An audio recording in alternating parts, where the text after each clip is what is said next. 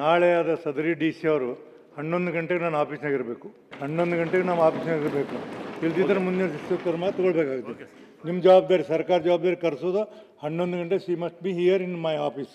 ಈ ಭೀಮರಾವ್ ಪಾಟೀಲ್ರು ಮಾನ್ಯ ಶಾಸಕರಿಗೆ ಏನು ಅವಮಾನ ಆಗಿದೆ, ಅವರಿಗೆ ಸರ್ಕಾರದಲ್ಲಿಂದ ಸಿಗ್ತಕ್ಕಂಥ ಸೌಲಭ್ಯಗಳು ಕೊಡಲಾರ್ದ ಅವರು ತಾರತಮ್ಯ ಮಾಡಿದ್ದಾರೆ. ಇದು ಅವರಿಗೆ ಆದಂಥ ಅಪಮಾನ ಅಲ್ಲ, ಇಡೀ ಸದನದ ಎಲ್ಲ ಗೌರವಾನ್ವಿತ ಸದಸ್ಯರಿಗೆ ಆದಂಥ ಅವಮಾನ. ಈ ಅಧಿಕಾರಿಗಳು ಯಾಕಿಷ್ಟು ದರ್ಪ ಇವ್ರದ್ದು? ಹೇಳ್ಬಿಡಿ, ಏನು ಮಾಡ್ಬೇಕು ಹೇಳಿ. ಹೇಳೋದಲ್ಲ, ಇವ್ರು ಯಾಕೆ ಈ ನಮೂನ ಮಾಡ್ತಾರೆ? ಇವರಿಗೆ ಯಾರು ಸರಿಯಾಗಿ ನೌಕರಿ ಮಾಡ್ತೀವಿ ಇಟ್ಕೋರು, ಇಲ್ಲದ್ರೆ ಇವರು ವಾಲಂಟ್ರಿ ರಿಟೈರ್ಡ್ ಮಾಡಿ ಹೊರಗೆ ಕಳ್ಸೋದು ಭಾಳ ಚಲೋ ಅನಿಸ್ತದೆ ನನಗೆ. ಬೇರೆ ಕಡೆಗೆ ಹೋಗ್ಲಿ ಇವ್ರು, ಯಾಕಂದರೆ ಅತಿ ಆಯ್ತು ಇವ್ರದ್ದು. ಒಂದೊಂದು ಸಲ ಇವ್ರಿಗೆ ನಮಸ್ಕಾರ ಮಾಡೋದು ನಮಸ್ಕಾರನೂ ಮಾಡಲ್ರಿ ಇವರು, ಹಿಂಗೆ ದಿಟ್ಟಿಸಿ ನೋಡ್ತಾರೆ. ಅದಕ್ಕೆ ಇದು ಒಳ್ಳೆಯ ವಾತಾವರಣ ಅಲ್ಲ ಸಭಾಪತಿಗಳೇ. ಇದು ಕಟ್ಟ ಕಡಿಯ ಶಿಕ್ಷೆ ಆಗ್ಬೇಕು ಅವರಿಗೆ. ಕರಿತೀನಿ, ಮಾತಾಡ್ತೀನಿ ಅನ್ನೋದಿಲ್ಲ. ನಾಳೆ ಅವ್ರಿಗೆ ಕಟ್ಟಿದ ನಿಂದಿರಿಸಿ ಈ ಸದನದ ಮೂಲಕ ಅವ್ರಿಗೆ ಛೀಮಾರಿ ಹಾಕ್ತಕ್ಕಂಥದ್ದು ಕಟ್ಟ ಕಡಿಯ ಅಸ್ತ್ರ ಉಪಯೋಗ ಆಗಬೇಕು. ಅಂದಾಗ ಉಳುಕಿದವ್ರಿಗೆ ಎಲ್ಲರಿಗೆ ಪುನಃ ಅದೊಂದು ಮಾರ್ಗದರ್ಶನ ಆಗ್ತದೆ. ಮುಂದೆ ನಾವು ಹಿಂಗೆ ಮಾಡಿದ್ರೆ ದಯವಿಟ್ಟು ನಿರ್ದಾಕ್ಷಿಣ್ಯವಾದಂಥ ಗಟ್ಟಿ ಅಂತ ನಿರ್ಧಾರ ತೆಗೆದುಕೋಬೇಕಂತ ನಾನು ಮನವಿ ಮಾಡ್ತೀನಿ. ಪಾಟೀಲ್ ಹೇಳಪ್ಪ ನೀನು. ತಡಿ ರಮೇಶ್ ಅವರು ಹೇಳಿ. ಅವರು ಅಫೆಕ್ಟೆಡ್. ಈಗಾಗಲೇ ಎಲ್ಲರೂ ಸಾಕಷ್ಟು ನನ್ನ ಮಿತ್ರರು, ನಮ್ಮ ಹಿರಿಯರಾದಂಥ ಎಲ್ಲ MLC ಅವರು ಹೇಳಿದ್ದಾರೆ ಸರ್.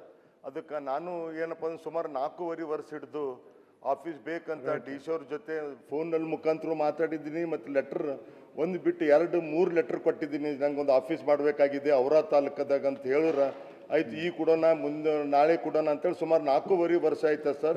ಅದ್ರ ಕಡೆದು ನಂಗೆ ಒಂದು ಆಫೀಸ್, ಯಾಕೆ ನಂಗರ ಕುಂಡ್ರಲಕ್ಕೆ ಮನೆ ಇದೆ, ಆಫೀಸ್ ಇದೆ.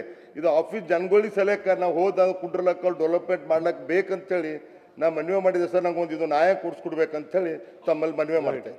ರಮೇಶ್ ಬಾಬು ಲಾಸ್ಟ್. ಮಾನ್ಯ ಸಭಾಪತಿಗಳೇ, ಒಂದು ಬೀದರ್ ಘಟನೆ ಜೊತೆಗೆ ಭಾಳ ಪ್ರಮುಖವಾಗಿ ಎಲ್ಲ MLCಗಳು ನೋಡಲ್ ತಾಲೂಕನ್ನ ಡಿಕ್ಲೇರ್ ಮಾಡ್ಕೊಂಡಿರ್ತೀವಿ. ಅಲ್ಲ, ನೋಡಲ್ ತಾಲೂಕಲ್ಲಿ ನಾವು ಚೇರ್ಮನ್ ಇರ್ತೀವಿ. ಈ ಚೇರ್ಮನ್ದು ಸಭೆಗಳಿಗೆ ಯಾರನ್ನೂ ಕರೀತಾ ಇಲ್ಲ. ಅಲ್ಲಿ ಸ್ಥಳೀಯವಾಗಿ ನೀವು ಫಲಾನುಭವಿಗಳ ಆಯ್ಕೆ ಮಾಡಬೇಕಾದ್ರೆ ಯಾವ ಫಲಾನುಭವಿಗಳ ಆಯ್ಕೆಗೂ ಸಹ ಯಾವುದೇ ಪಾರ್ಟಿ ಶಾಸಕರಲ್ಲಿ ಕರೀತಾ ಇಲ್ಲ. ಹಾಗಾಗಿ ತಾವು ನನ್ನ ವಿನಂತಿ ಇರ್ತಕ್ಕಂಥದ್ದು, chief secretary, revenue department ACS ಮತ್ತು DPR ಸೆಕ್ರೆಟ್ರಿ, ಯಾಕೆಂದರೆ DPR ಇಂದಲೇ ಆದೇಶ ಹೋಗಿರ್ತಕ್ಕಂಥದ್ದು. ಹಿಂದೆ MLCಗಳನ್ನ ಯಾವ ಸಭೆಗೆ ಕರಿಬೇಕು, ಚೇರ್ಮನ್ ಇದಕ್ಕೆ ಸಂಬಂಧಪಟ್ಟಂತೆ DPR ಇಂದ ಆದೇಶ ಹೋಗಿದೆ. ಈ 3 ಜನನ ಕರೆದು ತಾವು ತಮ್ಮ ಸಮ್ಮುಖದಲ್ಲಿ ಒಂದು ಸಭೆ ಮಾಡಬೇಕು ಅಂತ ವಿನಂತಿ ಮಾಡ್ತೇನೆ. ಸಭಾನಾಯಕರೇ, ಏನು ಹೇಳ್ತೀರಿ ಸರ್ಕಾರ? ಈಗಾಗಲೇ ಸದಸ್ಯರು ವ್ಯಕ್ತಪಡಿಸಿರ್ತಕ್ಕಂಥ ವಿಷಯ ಗಂಭೀರ. ಯಾಕಂದರೆ ಈಗಾಗಲೇ ತಾವು ಅವರು ಕೇಳೋದ ಜೊತೆಯಲ್ಲಿ ತಾವು ಸಹಿತ ಪತ್ರ ಬರೆದಿರಿ ಅಂತೇಳಿ ಮಾಹಿತಿ ಬಂದಿದೆ. ಅದನ್ನು ಗಂಭೀರವಾಗಿ ತೆಗೆದುಕೊಂಡು ತಕ್ಷಣ ಚೀಫ್ ಸೆಕ್ರೆಟರಿ ಅವ್ರ ಮುಖಾಂತರ ಯಾಕೆ ಈ ರೀತಿಯಾಗಿತ್ತು ಮತ್ತು ಅವ್ರ ಮೇಲೆ ಏನು ಕ್ರಮ ತೆಗೆದುಕೊಳ್ಬೇಕು, ತಕ್ಷಣ ಸರ್ಕಾರ ಅವ್ರ ಬಗ್ಗೆ ನಿಮಗೊಂದು ಇಲ್ಲಿ ನಾನು ಹೇಳ್ತೀನಿ. ನಾಳೆ ಆದ ಸದರಿ ಡಿ ಸಿ ಅವರು 11 ಗಂಟೆಗೆ ನಾನು ಆಫೀಸ್ನಾಗ ಇರಬೇಕು. ಈಗ ನೀವು ಇದ ಡೈರೆಕ್ಷನ್ ಫ್ರಮ್ ದಿ ಚೇರ್, 11 ಗಂಟೆಗೆ ನಾವು ಆಫೀಸ್ನಾಗ ಇರಬೇಕು. ಇಲ್ದಿದ್ರೆ ಮುಂದಿನ ಶಿಸ್ತು ಕ್ರಮ ತಗೊಳ್ಬೇಕಾಗುತ್ತೆ. ನಿಮ್ಮ ಜವಾಬ್ದಾರಿ, ಸರ್ಕಾರ ಜವಾಬ್ದಾರಿ ಕರೆಸೋದು 11 ಗಂಟೆ. She must be here in my office. Yes. ಈಗ ಸ್ವಲ್ಪ ಬಿಲ್ ತೊಗೊಂಡ್ಬಿಡ್ತೀನಿ. ತೊಗೊಳ್ನು ಈಗ ಬಿಲ್ ಅರ್ಜೆಂಟ್, ಯಾಕಂದ್ರೆ ನಾಳೆ ಲಾಸ್ಟ್ ಡೇಟು. ಬಿಲ್ ತೊಗೊಂಡು ಆಮೇಲೆ ಕ್ವಶನು, ಆಮೇಲೆ ಇನ್ನೂ 11 ಜನ ಮಾತಾಡಿದವರು ಬಜೆಟ್ ಮೇಲೆ.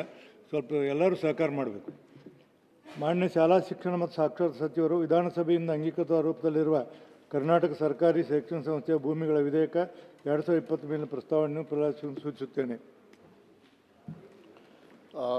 ಮಾನ್ಯ ಸಭಾಪತಿಗಳೇ, ವಿಧಾನಸಭೆಯಿಂದ ಅಂಗೀಕೃತ ರೂಪದಲ್ಲಿರುವ 2026 ಕರ್ನಾಟಕ ಸರ್ಕಾರಿ ಶೈಕ್ಷಣಿಕ ಸಂಸ್ಥೆಯ ಭೂಮಿಗಳ ರಕ್ಷಣೆ ಮತ್ತು ಸಕ್ರಮಾತಿ ವಿಧೇಯಕವನ್ನು ಪರ್ಯಾಲೋಚನೆಗೆಂದು ಸೂಚಿಸುತ್ತೇನೆ. ಕರ್ನಾಟಕ ಸರ್ಕಾರಿ ಶೈಕ್ಷಣಿಕ ಸಂಸ್ಥೆಗಳ ಭೂಮಿಗಳ ರಕ್ಷಣೆ ಮತ್ತು ಸಕ್ರಮಾತಿ ಇದಕ್ಕೆ 26 ಪರ್ಯಾಲೋಚನೆ ಪ್ರಸ್ತಾವನೆ ಮಂಡಿಸಲಾಯಿತು. ಏನಾರು ಹೇಳಿದ್ರೆ ಹೇಳಿ.